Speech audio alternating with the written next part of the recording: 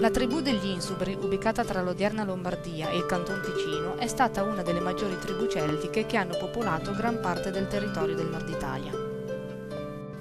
Dobbiamo a Tito Livio, storico latino del I secolo a.C., il racconto secondo cui, attorno al VII secolo p.C., Belloveso, principe celtico, giunse in un luogo dove viveva una tribù, che aveva lo stesso nome di un villaggio degli Edui, che era il suo seguito. Questo nome era Insubres.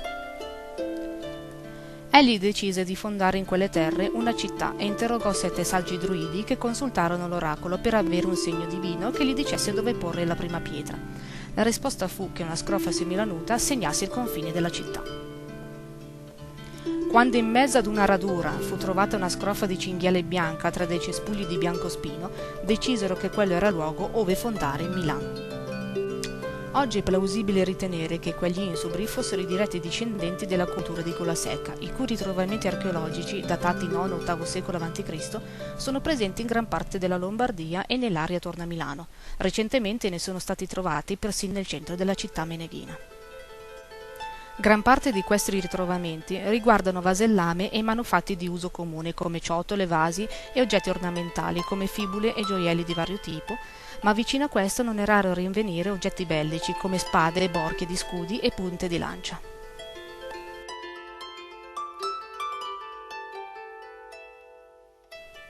Le popolazioni celtiche, infatti, non sempre vivevano in modo pacifico, anche se non tutte le dispute tra le varie tribù sfociavano poi in vere e proprie battaglie. Non è altresì raro trovare oggetti legati a riti religiosi, a prova di una profonda spiritualità legata al culto delle divinità celtiche.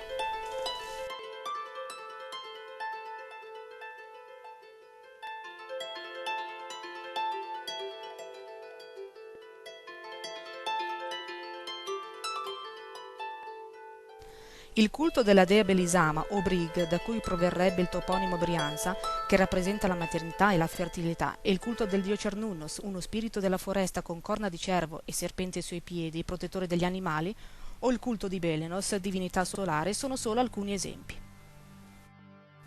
Quella che a prima vista appariva come una normale attività di una comunità contadina, in realtà poteva celare i preparativi per una battaglia, in quanto tutti i componenti della tribù erano chiamati ad operare per la preparazione delle armi.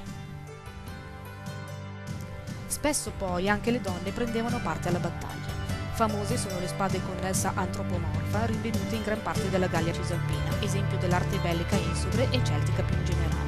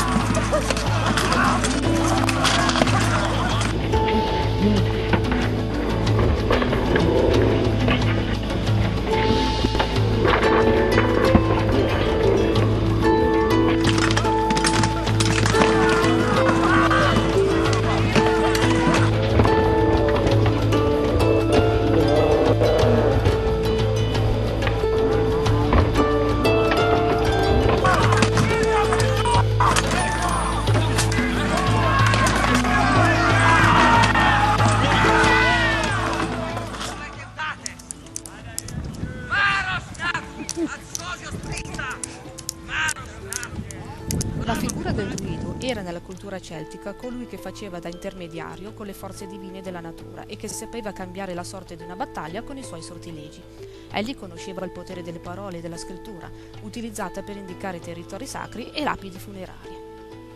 L'alfabeto nord-etrusco o lepontico, recentemente riclassificato come alfabeto celtico cisalpino, è la più antica forma di scrittura celtica conosciuta e ci ha consentito di ricostruire, anche se in modo molto limitato, l'antica lingua celtica degli Insubri. Lo splendore dei reperti archeologici fino ad oggi ritrovati ci fanno a malapena comprendere la complessità di una cultura così lontana nel tempo ma così vicina alle nostre radici.